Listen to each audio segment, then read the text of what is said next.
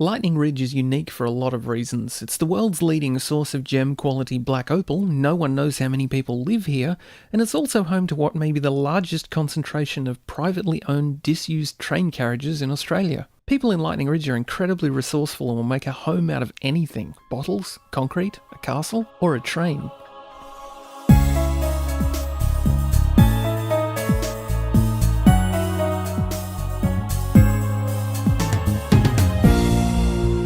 Graham Anderson is a retired potter who took advantage of the disposal of dozens of red rattler carriages from the Sydney Railway network in the 1990s and now lives and works inside a train.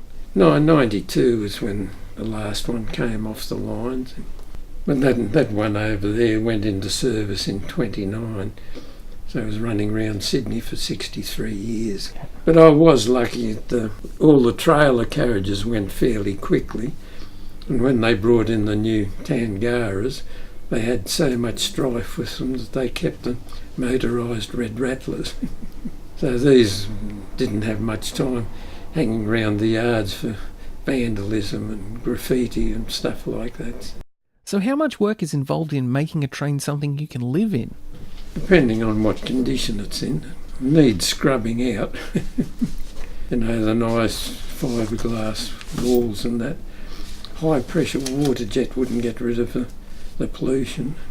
So it was over the whole lot with Ajax and steel wool, and you could still see the black coming off the wall. The climate in Lightning Ridge is unforgiving in summer, often reaching close to 50 degrees Celsius. Living in a steel tube presents unique challenges. Oh, they're a bit like the corrugated iron camps out in the bush. You don't go in there during the day. But the metal cools down quite well at night. Doesn't hold the heat like the Besser blocks do. And of course it's generally a dry climate here. So although I haven't got any air conditioning, just a fan, perhaps going all night, that's quite enough. Of course, the heat was always an issue in these trains. You either opened the windows or you stood in the doorway. Now, just because Graham lives in trains, that doesn't mean he's particularly enthusiastic about trains. So are you actually a railway enthusiast, or is it just a matter of convenience that there were trains? Matter of convenience. To Graham, the carriages are buildings and the compartments are the rooms of his house and workshop. These are also just commuter train carriages. They don't have a particularly exciting history. One of them was in several minor accidents. So I've got the history of, in 1947, minor derailment damage. May 51 collision damage, October 51 collision damage, and all those accidents took place in the marshalling yards. Based on reported figures, these cars have an average mileage of about 5 million kilometres per carriage. Two of them once wore the impressively ugly Public Transport Commission colour scheme of blue and white before being wisely returned to Indian red.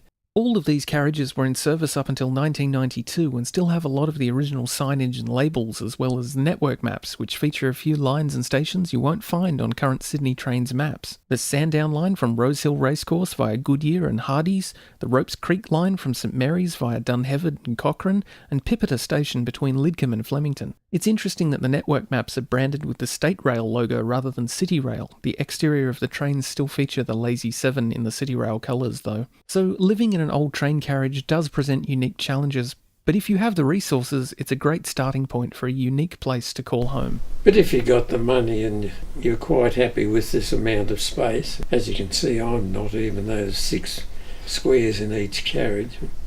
But in my residence train, the end section, that's the bedroom. And then that section there is where I can come in and drop my boots off and a couple of wardrobes. And this is the lounge room and bookcases and stuff like that. This would have been ideal, that you could have had your dining area there. Al fresco, you could have opened all the doors and then go down to the driver's compartment, could have turned that into a shower and toilet and things like that. There are two sides to railway restoration. On one hand, it's always amazing to see projects like the Debset restoration, which you can see by clicking on the card above or the link below, where the goal is to restore a train to its former beauty and get the vehicle back into service as a charter vehicle. On the other hand, it's also incredible to see these retired vehicles being repurposed in a positive and useful way as homes and workplaces and offices. While they'll never run again, it's great to see them preserved and maintained, given a purpose, and most importantly, not left to rot and rust in a scrapyard. This video was made with the support and participation of Graham Anderson. Be sure to check out The Science of Pots, where we explore Graham's incredible experiments in pottery and glazing and check out some of the awesome ceramics he's made from the most unexpected ingredients. Thank you for watching.